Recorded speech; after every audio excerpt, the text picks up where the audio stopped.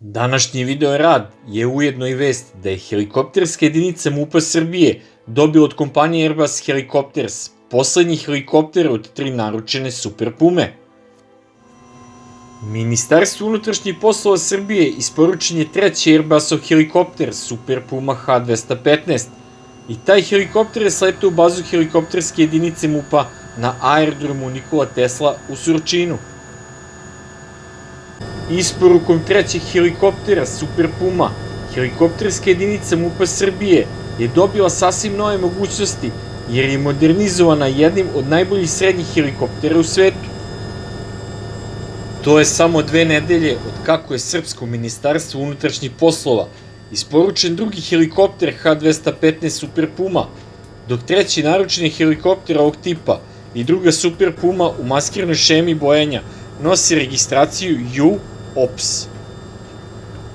Sama oznaka sugeriše da će se koristiti u operacijama, za koje se specijalne jedinice srpske policije, poput žandarmerije i SAJ-a, već odavno spremaju. Helikopter Super Puma je najveći tip transportnog helikoptera kojim je opremljena helikopterska jedinica MUP-a Srbije, a zamenit će postojeću flotu od 3 helikoptera Augusta Bell AB212 i jedan Sikorski SN-6B. Airbusov helikopter H215 Super Puma karakteriše sistem digitalne avionike, 4-osni autopilot, a maksimalna brzina ovog helikoptera je 252 km/h.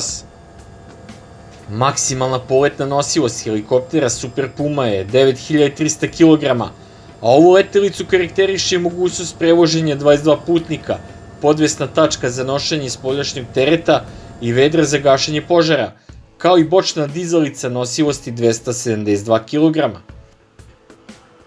Takođe, helikopter H215 Super Puma ima svetlo za pretraživanje i identifikaciju objekata na zemlji, medicinski komplet za zbrinjavanje i hitnu medicinsku evakuaciju više osoba, opremu za letenje u uslovima mogućeg zaleđivanja i mogućnost noćnog letenja, pa je idealan za misije traganja i spasavanja.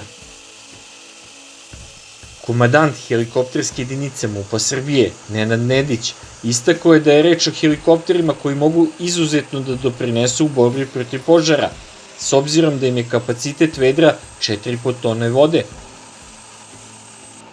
Prvi isporučeni helikopter Super Puma oznake UVIP će služiti za prevoz veoma važnih ličnosti, dok će ostala 2 između ostalog koristiti se za prevoz putnika i unutrašnjeg tereta, traganje i spasavanje, a sva 3 i za gašenje požara.